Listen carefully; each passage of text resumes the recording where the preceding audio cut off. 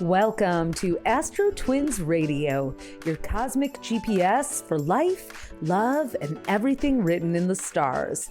We're Tali and Edut, the AstroTwins, here to decode the astrology of the moment and help you navigate your destiny like a pro. Well, we are not going to ask you to do one impossible thing this week, and that is to choose, to make any sort of choice, because there is some power-packed Gemini energy happening. So we're going to call this a week of both and. Why have one when you could have both, right? Why be either or when both things can be true? That is Gemini logic. And with a new moon in Gemini on Monday, and then an air trine of Mercury in Gemini, trine Pluto, and then a Sun Mercury Cazimi in Gemini, meaning the Sun and Mercury meet up at the same degree. Plus, it's basically the last full week of Jupiter's year-long tour through Gemini. We are twinning. We are twin it to win it, okay? Twinning to and in it to twin it. In it to twin it. That sounds much better. So yeah, we're also embarking on the first full week of Saturn's transit into Aries. So this very young, excitable, novel energy is coming in with these heavy-hitting outer planets leading the way. So we're going to break it all down for you the week of May 26th to June 1st. And I correct myself, there are 2 more full weeks of Jupiter and Gemini. It moves into Cancer on June 9th. I'm timeline jumping, as our Gemini friend Brandy loves to say. I think we're ready for Jupiter and Cancer. Jupiter is, as we've talked about on past episodes, it's in detriment in Gemini. It's an uncomfortable position. Jupiter is the ruler of Gemini's opposite sign, Sagittarius, which likes to supersize and globalize, while Gemini likes to localize. So it's been uncomfortable. Jupiter also rules universities, which have been, and Gemini is that tight fit for Jupiter. I mean, those have been hotbeds with all the protests and the federal funding cuts and all the wars with the administration. It's just, I can't even believe it. I feel like I say that every week, but why? There are some signs, we've talked about this, that a planet really enjoys being in, and other signs where it feels super uncomfortable and its powers can get a little wonky. And Jupiter actually weirdly loves being in Cancer, which it's going to be in. It's exalted in Cancer, where it moves for an entire 13 months this June 9th. But in Gemini, it's in detriment or debilitated, which is kind of a word I don't love. But let's just say it has to reckon with some limits. And you would think Jupiter in Gemini would be good for things like, a 2-state solution. But we're really like as far away from that as we could be. In fact, places where there was an opportunity for people to come together over the last year, including here in the United States, we've been hard pressed to find that. Now, there are places that are stepping up and showing that. We had, the president of South Africa come in and school Trump on the Unity Party last week. We've had Canada, making a strong show of unity within their, although they were splitting until their election, were even splitting for a while. So I think that Jupiter expands things, and Gemini, even though it's the twins, it's still a duality. So we've seen a larger gulf between what would be considered 2 sides as well. So people can either get really good at cooperating, or we see an expanded division.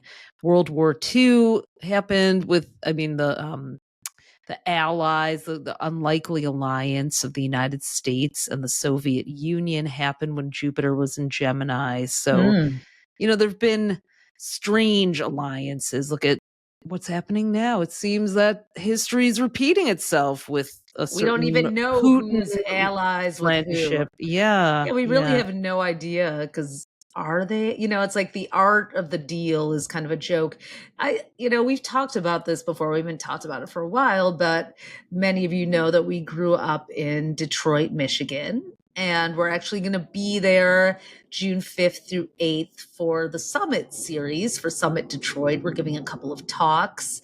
I don't know if maybe there's some late registration. You could still apply, so we'll drop that link in the show notes. astrosal.com/events is where you can find the application link to see if you'll be invited to it, which it's a great place to mingle with people who want to shape the world in a way that works for all of us. Now, Detroit, where we grew up, our dad is from Israel. He was a refugee from Bulgaria and orphaned, lived on a kibbutz with a bunch of kids who had lost parents in the Holocaust or people who had lost families and were just kind of reshaping their lives. He wasn't in a concentration camp, but his family had to flee Bulgaria. They had been moving around.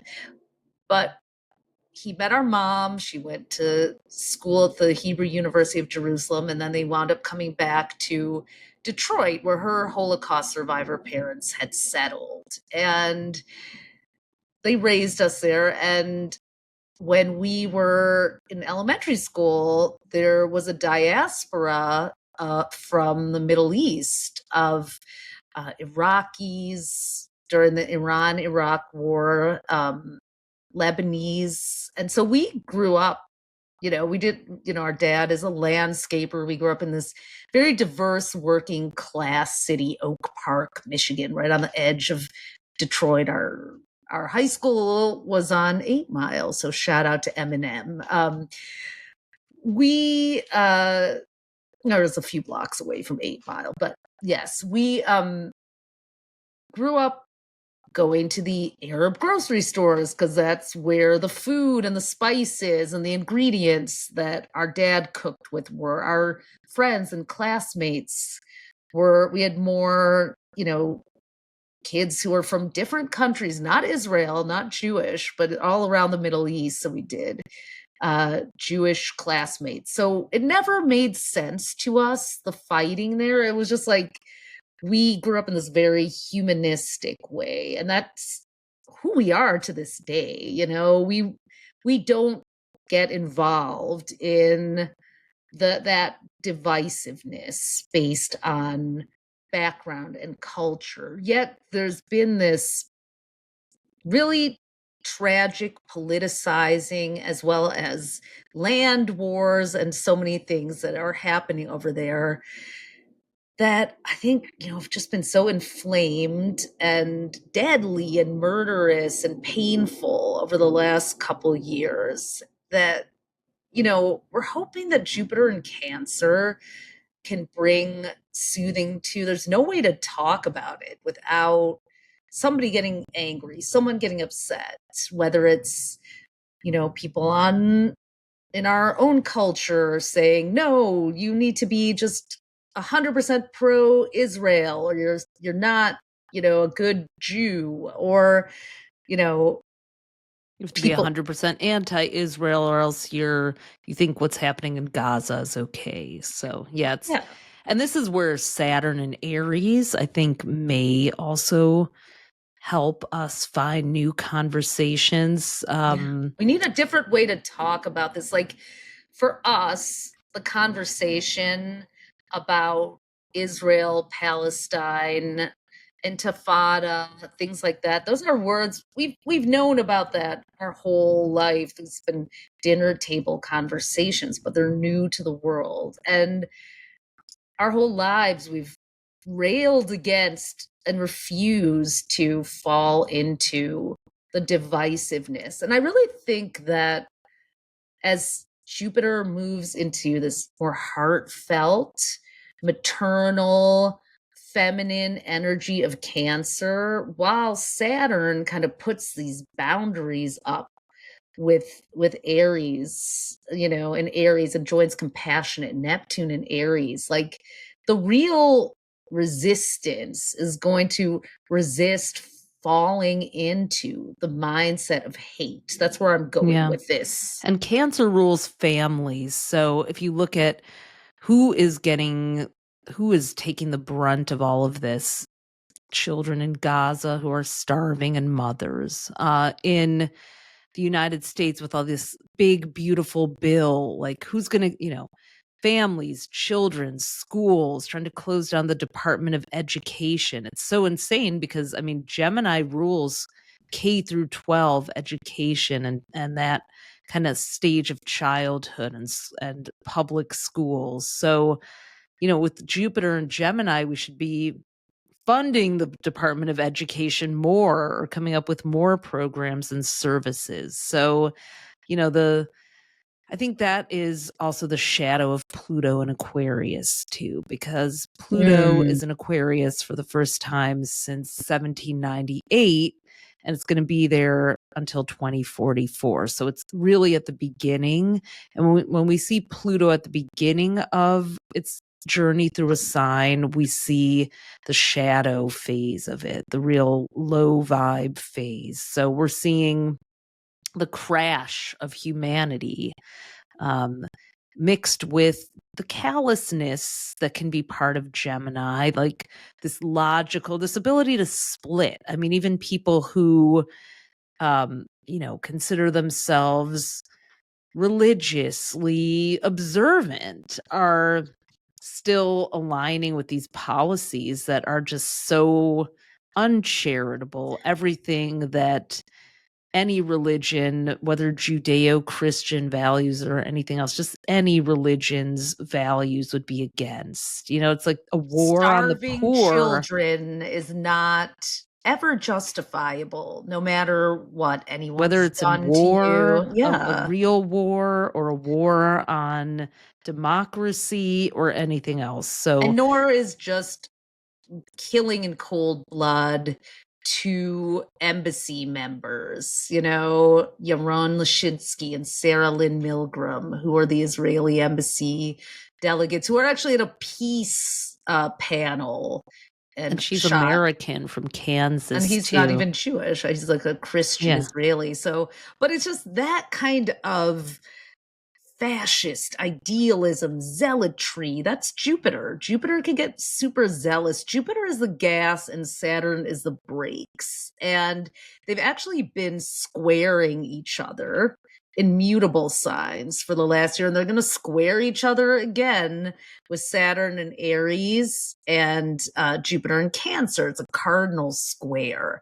But I think the mutable square really allowed for this, like, just media frenzy, this and like, who do you believe, what message do you even follow, like just the I mean, it's scrambling of such signals. disinformation. We like during Jupiter and Gemini, like that's when the stock market crashed in the 1920s because of the frenzy. Now, I mean, I think the biggest, it's hard to say what the craziest headlines are, but the persecuted white South African farmer one is really taking the cake for me. The Wow. white farmer The genocide. I white mean, genocide, yeah. that is hands down, especially as this is the 5-year marker of George Floyd's murder, and Donald Trump tries to get his killer exonerated. It's Derek like, Chauvin, yeah. yeah, it's just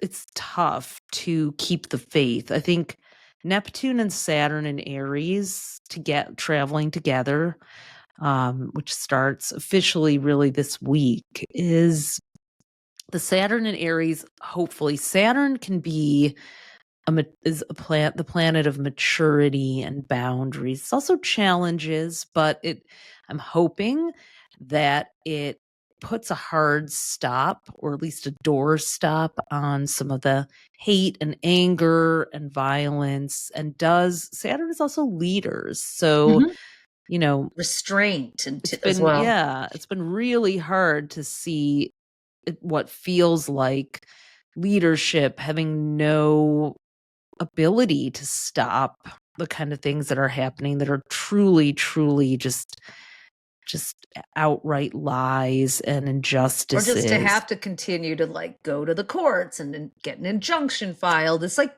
it's like trying that flood the zone. I mean, so as we start this week with a Gemini new moon, and it's in a sextile, which is a really friendly, really cooperative angle, 2 signs apart. This Gemini new moon is sextile Neptune and Saturn in Aries and trine Pluto. Those are heavy hitting outer planets. Saturn, so the Gemini new moon is like new conversations, new ideas, new thought, new inquiries, openings for dialogue. Yeah, but it's been a long time, since we haven't had, and I think one thing that Obama did so well with was he a Gemini moon, Aquarius rising, Leo sun, but was he brought a new conversation in. It's like keeping, the focus on hope, giving people something simple and big to focus on. Now that's something, a unifying new conversation. And that's We've had a lot of new conversations brought in, but they're very divisive. Yeah, I mean, Make America Great Again is unifying for some people. And it's not a new conversation. It was actually used by this white supremacist Father Coughlin, a priest back, I think, in the 1930s, who also... Wasn't he from Detroit, too, I think? God, maybe so. Well, he,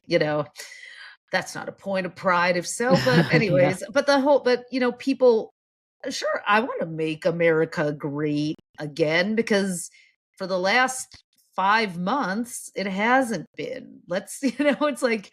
I think that I heard that Viktor Orban used that "make the country great again" for his regime in Hungary. It's been used by other dictators too, so not just in America. So I mean, Hitler had his own version of whipping people up into this unifying message. But what we're really needing to do now is make sure that we go beyond just the step 1, step 2,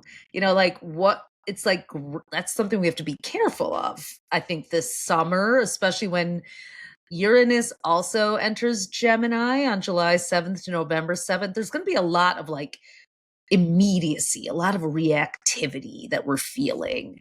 And I'm so glad that Jupiter will be in Cancer, at least because then we can go well, what does my heart say? We really are going to need to check in with our hearts, because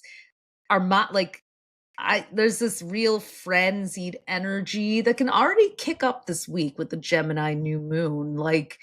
We have to be careful also not to wind up rallying behind extremism, as if we could do that. Well, I want to give a shout out. I have to say, we've been sent a lot of great new books this year, and we're talking about, doing a roundup of them so we can give all these amazing friends and people that we've met a shout out for their awesome books. The one that we got this past week is called The Adult Chair by Michelle Chalfant. I hope I'm saying your name right.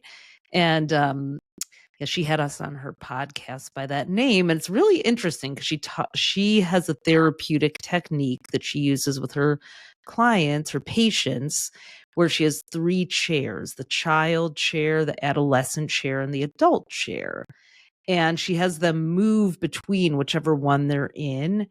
The idea is, obviously, we strive to spend more time in the adult chair, but until we resolve the things that are hanging around from prior ages. So she says the child's chair is up until the age of 6. So it's very strong emotions. So whenever you're really feeling an emotion, a primal kind of emotion, it's something from 0 to 6. I've actually read the book before bed and then had dreams that I woke up from, like being like, oh, that's why I do that, because that happened then. It's like Wow. pretty powerful. But I guess she has people sit in the child chair if they're having one of those kind of they're stuck in one of those deep emotional traps like that, and then go through the processing of the emotion, because you can't really go to the next chair until you do. And then the adolescent chair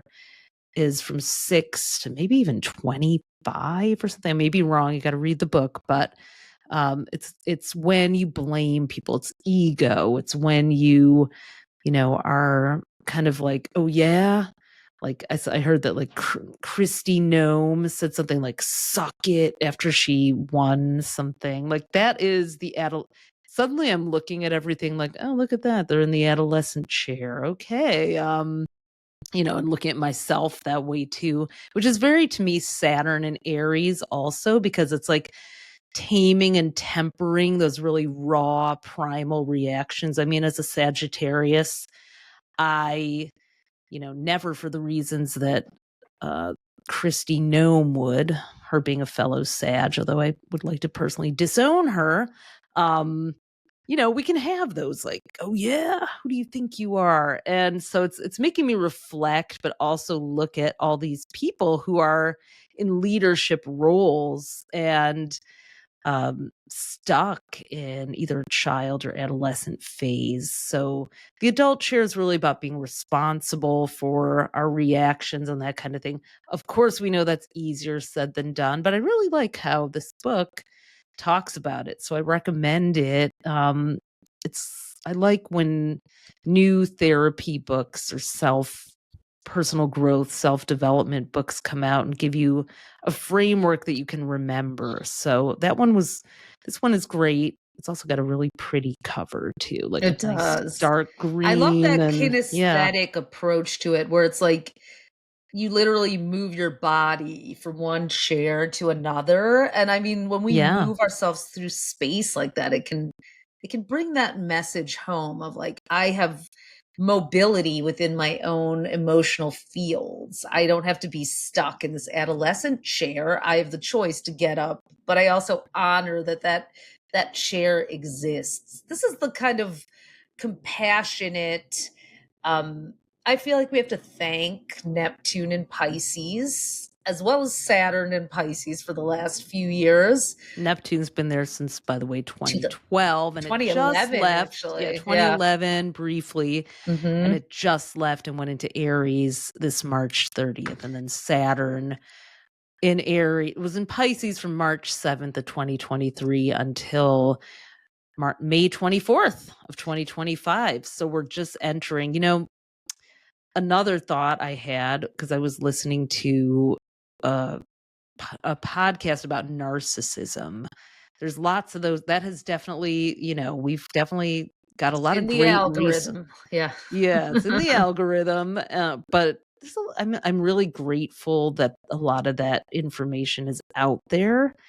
But I was thinking, like, with Saturn and Neptune and Aries, because Aries can be a shadow expression of Aries is narcissism for sure. It's the sign of the self. It's self-admiring and aggrandizing in a lower octave of its expression. But currently the prevailing belief is that there is no cure for narcissism. And as I've been listening to that, I'm thinking like, well, that's freeing in some way for people who are codependent, but also like stop trying to fix and change this person. They are Mhm. this way. But I'm also thinking, while Saturn and Neptune are in Aries, I wonder if that belief is going to shift, if there's going to be something that changes there, or some new development. Who knows if it'll be with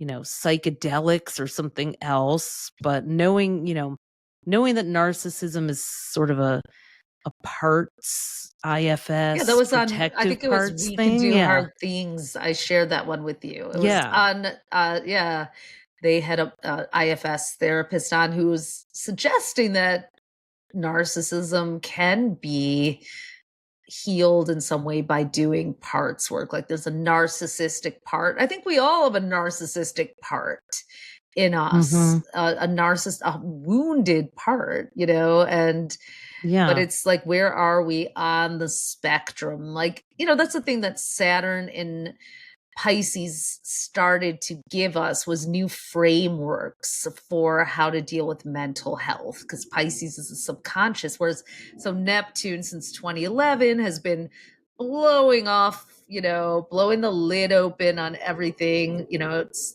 spiritualism. That movement was a product of Neptune and Pisces in the 1800s, when people were doing seances and connecting. So the last, you know, 15 years we've had yoga retreats, ayahuasca, psilocybin, psychedelic work, channeling, trauma informed therapy, you know, everything is, and a lot of the interest in it. But over the last few years we've actually started to have, like I said, more frameworks. I'm going to microdose twice a week. I'm going to do internal family systems None of that counseling. was going on in the mainstream, even close, when Neptune started out. Astrology is like IFS in its own way. It is parts work. So IFS, internal family systems, is a form of counseling that actually looks at you as a collection, a family. There's a family of parts living within you. There's a lot more to it than that. But just like your birth chart has a sun sign, moon sign, Saturn, Jupiter, it doesn't pathologize you as you are a narcissist. It's like you have a narcissistic part. You have, you know, and I mean, some I mean, people it's so tricky because some people really are are narcissists. dangerous, sociopathic narcissists. So again, it is a spectrum. And, we're not experts, but I really think that there will be developments in that field as Saturn and There Neptune go might through even be, Pisces just with this together. scientific, with Uranus going into Gemini for 7+ years, starting already this July 7th. And I've talked about this on, you know, like where people are going with AI is to actually implant the red like. I mean, I'm not even making this up, you know? This is not some Maha shit, I swear. But this is what Elon Musk is doing with Neuralink. They've figured out how to implant the red like, you know, devices, computers into the neocortex of the brain to allow someone who has, you know, Lou Gehrig's or has lost their speech to have a thought and have it just come out in speech. So I actually think that the next 15 years could bring almost like neural implants to support with some of these types of, you know, mental health challenges, personality disorders, as we're Hmm. calling them. But, you know, I wouldn't be surprised if science finds its way into it. Yeah. Whew, it's a Aries and the time. ego. I know. I mean, this is already such a new moon in Gemini kind I of know. conversation. We've got the sun, the moon, Mercury, and Jupiter in Gemini. So that's the positive side of Gemini, is this curiosity, this what if. Well, I wonder if. I love that about my Gemini friends. There's no topic, at least as long as it's not too personal, that they won't explore or have a quick opinion on. So Geminis, when not presidents of our country, can be very interesting. They Even can. when they are. JFK was a Gemini. Oh, true. Yeah. Yeah, but I digress. Um, Well, I was just at NORWAC, which is the Northwest Astrology Conference that actually takes place in Seattle every year. Funny enough, I moved here before I even knew it existed. Being part of being an accidental astrologer is that you don't even realize that there's things like astrology conferences happening in the world.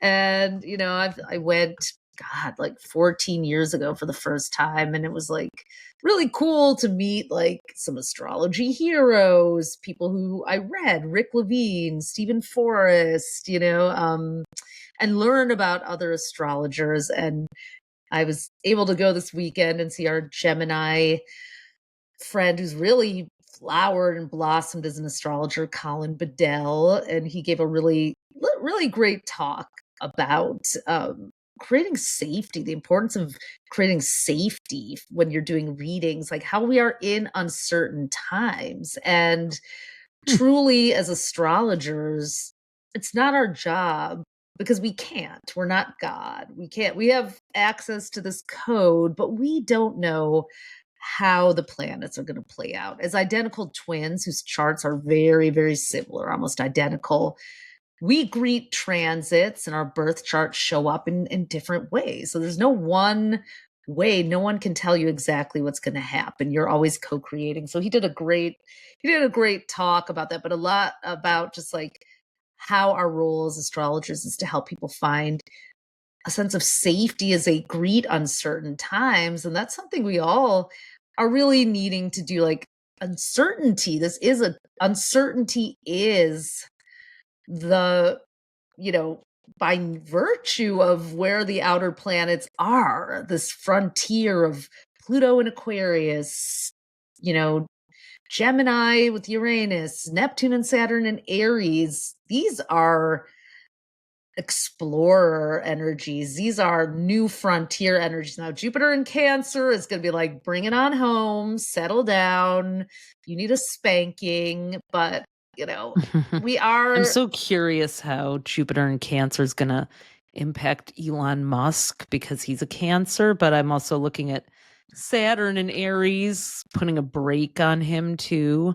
Yeah, I don't everyone was know. talking about Saturn and Neptune and Aries this past weekend. I actually even got to meet one of my astro heroes, Christopher Renstrom, and we had lunch together. And he and Stormy Grace gave a great talk too. And both of them said something, they both said the same thing in different ways. Is that I was like, well, what do you think this new era of Saturn and Neptune Aries is going to bring? And to one degree or another, they kind of both said it's like a reinvention of masculinity, like rewiring, like, and that is the masculine in all of us as well. What's our approach?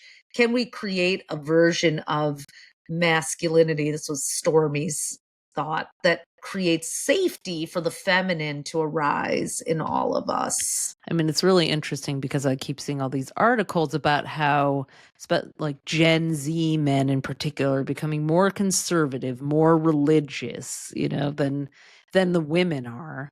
Also Justin thinking about Bieber, right? I was literally gonna mention him as Saturn leaves his sign of Pisces. He's looking, I don't know. He's still in his Saturn return until next February. Is he? Okay. Yeah. And then Hailey Bieber goes into her. She has Saturn and Aries. Hers is starting now. So, it's going to be rocky for the Biebers this summer. Yeah. I mean, I don't know. He was on. I just saw some clip Iceland of or him. something, Yeah, recording music. I don't know. He went on stage. It's good. He's with SZA. Well, good. She's like some enlightened Aquarius rising Scorpio energy that she'll bring will be good for him. Yeah. Mm-hmm. She's amazing. I love her. Yeah. I love her. Yeah. It's an interesting week. Well, we have on Tuesday, Mercury and Pluto continue to be, they're in a trine after the new moon in Pluto. So Mercury being communication in Gemini, Pluto and Aquarius. Like, I'm hoping that brings some good progressive news, maybe, like some big transformation, maybe some pushback. Maybe the Supreme Court will, they've shot down a couple of things there. I was surprised, but they blocked the federally funded religious charter schools that they were trying to pull off. I think it was in Oklahoma or somewhere there in the prairie, somewhere that Laura Ingalls Wilder's family dragged a covered wagon through years ago. Yeah. don't disrespect that legacy Exactly. people here. So Pause coming for you. Yeah. that's right. That's right. Yeah, Mercury being the mind and conversations, Pluto, deep diving. Like it's a really good week to do some research and maybe read the adult share because I think that could be a very good psychological study or listen to a self-help podcast. Like go deeper into your mindset, questioning your thought patterns, how you are with other people. Like get curious instead of cocky and contentious. Just Just yeah. pay attention to the impact of your words. That actually, our words are really powerful. Like Pluto is super influential, it's potent. And in Aquarius, these air signs, like what messages are you telling yourself? What are you repeating? What are you saying? How are you framing things? Like there's an opportunity to reframe. It's incredible how the context of what we say really determines like how we approach a situation. We can say, "Oh my god, it's all falling apart," or "Oh wow, we really are on the cusp of change." Now, I'm not recommending like blocking your emotions and bullshitting yourself, but like, oh, what an opportunity we have to really see where people stand and elevate humanity. I'm just ready to stop feeling like, like it's just talk though. Like it's not, but just like it just feels like that. I know it's because of majorities and everything else, but and I'm an impatient Sagittarius, but um, I don't know. I think Saturn and Neptune and Aries are also going to be compassionate action and concrete measure. We need some measurable action to be taken.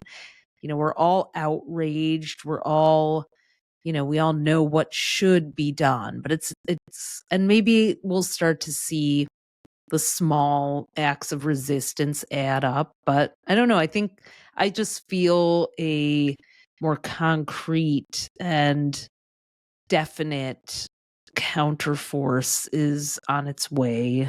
and in a way it's kind of like just a counter perspective a little bit. Is like maybe it's a good thing that during this 9 year and this divine pendulum year with planets swinging between yin and yang, the outer planets, like maybe it is good that people didn't fly into reactivity and give the administration an opportunity to like bring in the National Guard, declare a national emergency, use a Yeah. police state, like all of this. Like, I think that we're doing a really good job also of not reacting to triggers that are being thrown down We're in a getting way that wiser can be about it. used. Yeah, it's like a strategic way of approaching triggers. It's really hard to be patient, especially when it's like people are dying of starvation, of zealotry, of, people are dividing along these like ideological lines without even knowing the full story or even knowing who is organizing the thing that they're a part of, who's really behind the march or the protest. Like, do they have an agenda? Might they be, radicalized, or maybe not? But it's Well, important the to know. duplicitousness of Gemini with Jupiter and Gemini is because Jupiter, like you said, is very zealous and, just can be very reactive and inflate and conflate. And then the hidden agenda is also with Saturn and Pisces too. There's been a lot of that also, Neptune. So yeah, let's see what happens as things start to come out more into the open with more fire and air signs with the outer planets as we move into the next pendulum swing this week with Yeah. Saturn and Aries. Now, Friday, the 30th, we have the Sun Mercury conjunction or Cazimi, that funny word that we keep saying because That we means keep that having when a planet Cazimi. has moved within 3 degrees of the sun, it's flooded in the sun's life-giving beam. So a Mercury Cazimi basically means Mercury is within 3 degrees of the sun. So they're close. It's not that unusual because Mercury and the sun Happens about travel 3 or 4 times a close. year every year. Yeah, they travel in close connection, often in the same sign, but not always like And that's why Mercury that is the close. messenger. It sends the sun's, it's got the sun's ear buzzing around, and it sends that information out to the other cast members in the solar system. Yeah, Mercury ruled in mythology commerce too. So It's tariffs, god damn it. I know, I was gonna say it's swearing like so much today, sorry. Jupiter and Gemini, international tariffs. Gemini is ruled by Mercury. So good God, could Jupiter in Cancer? I mean, I saw a really good it's funny, just today, a really good clip of Steve Madden, who's an Aries. There's Saturn and Aries as a leader, talking about, yeah, a lot of manufacturing jobs went to China, but a lot of other really great jobs came in because of that. And I think of AI, even though AI is also having a detrimental effect on the planet, so it's a very complicated matter, of course. Mining Climate, crypto, I've heard. yeah. Oh yeah, for sure. You know, both of them are not climate friendly, to say the least, but people are reclaiming time because of AI and the things it can do as well on the positive side, and able to do more innovation because some of those tasks. I mean, that is the proper Robotics. use, of robotics and AI and automation. But of course, it always costs jobs that have to be replaced. So I mean, Pluto and Aquarius till 2044, like with the direction we're going in, it's just like this suppression of socialism, but like pure socialism. And I'm not aligned with, I'm not saying I'm a socialist, I'm a Marxist, so please don't come for me. I'm just saying, like, but the principles of socialism that are in Europe in many ways, it's like, and even in Canada, it's like universal basic income, universal health care. These services may be necessary as jobs trade off. And that's, what will the next industry be? Did we know there would be an internet that was on this level? I remember when Saturn was last in Aries between 1996 and 1999. I think we might have had Dreamweaver and fireworks. we had the browser wars between Internet Explorer and Netscape. Like, right, who even broadband, not Internet Explorer anymore? Yeah. Oh, yeah, there was no that Safari. was the winner of it. Yeah. So, yeah, we have Safari, we have Chrome, Google. Google was registered, google.com during Saturn and Aries. But here we are, full circle, almost 30 years later from the start of it. And it's like, okay, we would never have imagined this. No, it was like, oh my God, all these website IPOs. We actually cut our teeth in that. We were in, media, women's media, and really just astrology was our private obsession. We taught ourselves how to build websites. We're scrappy Detroiters. We're like, we need some money. We got to live. Where's the industry going? Let's teach ourselves how to build websites, and, maybe we could have some fun doing something we love, like publishing, but also stay on top of the times. So we worked at some of the first, moneyed, when people, all of a sudden there's this website gold rush in the late 90s while Saturn was in Aries. And that's kind of happening with AI right now and crypto. So it's just going to be interesting to see as Saturn moves into Taurus, as it did in the, and in 1999, I think 2000, it was like crash of all that. Like, let's talk about this crypto meme coin dinner too, and all the people arriving in masks as well. It's like, it's so, Oh, wow, I didn't hear that. How yeah, Gemini, like, I your know. It's like, hidden so identity, Lilith is for 29 yeah. degrees. So when a plant, we don't, every zodiac sign is 30 degrees. So, but we don't go 1 to 30 degrees in astrology. We say 0 to 29. So when a planet reaches 29 degrees of its journey through a sign before it flips into the next sign, that is called the anaretic degree. And I've really come to actually, even though like I try to not get into any kind of astro cosmic conspiracy, there's always something like, oh no, the eclipse, the retrograde, the anaretic degree. But Saturn has been at 29 degrees, and there has been, I mean, I've been noticing, especially with the outer Very planets, Pisces extra too. This shadiness for illusion, sure. furtive, undercover, ick kind of. Yeah, it's been.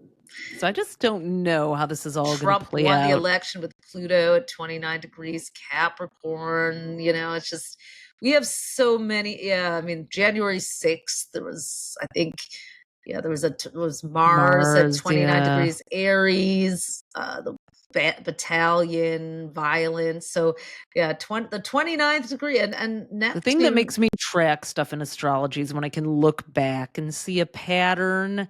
I'm like, okay, I'm going to notice this then. I'm We going have to a take lot of note. 29 degrees this year too, because of these Yeah. three outer planets, 4th Neptune, of July Saturn, and weekend will Uranus. be Uranus 29 degrees. So, And it goes back again in late November, and then Saturn will be back mhm. at 29 degrees Pisces in September.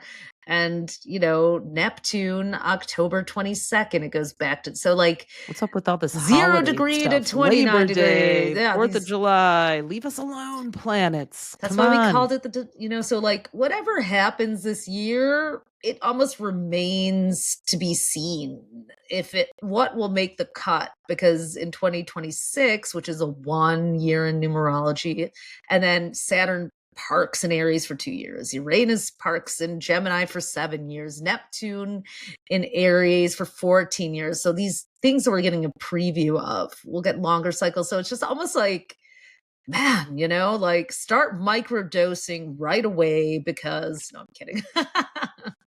Or We're like, not. whatever, start your meditation practice. Woo saw.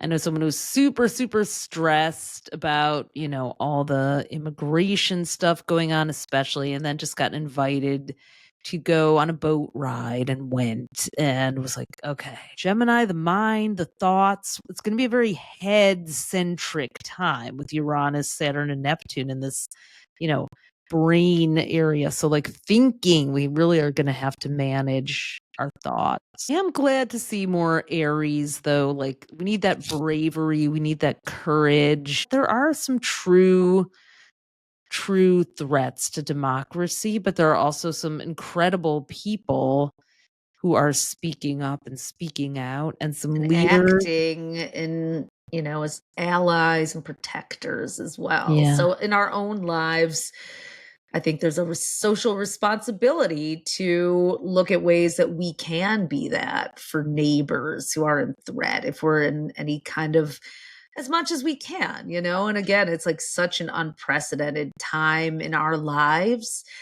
And astrologically, sure, you can see that, because Neptune hasn't been in Aries since 1861 to 1875, So the reality is, we are really entering a time of uncertainty, but we're also this week getting an opportunity to start new conversations. If we're not ready to start with a statement, start with a question. Start questioning things that. And reading and learning. And Saturn in Aries is an invitation into bravery and courage. And I don't know what that looks like for you or for myself, really.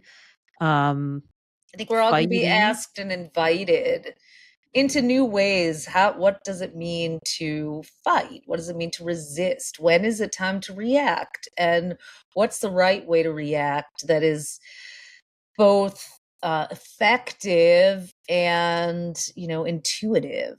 And I think we've got some interesting times ahead. Also, remember Yeah. this week to, find pockets of fun where you can. That might sound a bit trite at the end of this, but Gemini is about playmates and friends and allies and your peers. So there's also an opportunity to, find your people, find community. I had a great community experience with other astrology lovers and astrologers at NORWAC this past weekend. It reminded me wow, we can really, it feels so good to be around, people who are interested in the same things. We didn't all think alike. Even there's this interesting division between kind of the more didactic, Hellenistic, Greek brand of astrology and the more humanistic, psychological, loving astrologers like us. But there was also a real kind of respect and this kind of curiosity.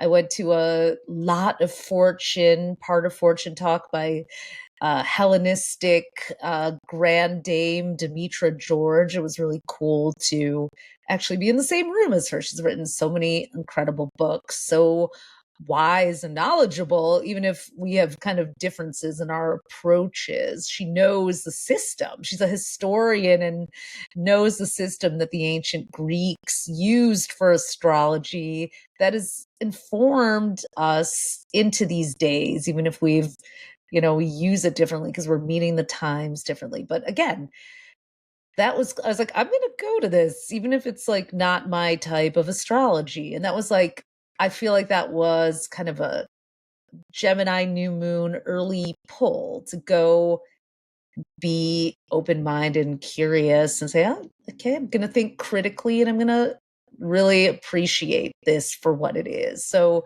that's And I think one last thing I'll say about this Gemini, Aries, Aquarius energy. It's very dynamic and vibrant too, and you get to have fun. You can still change the world and have fun and laugh. I mean, I was oh looking at god, yeah.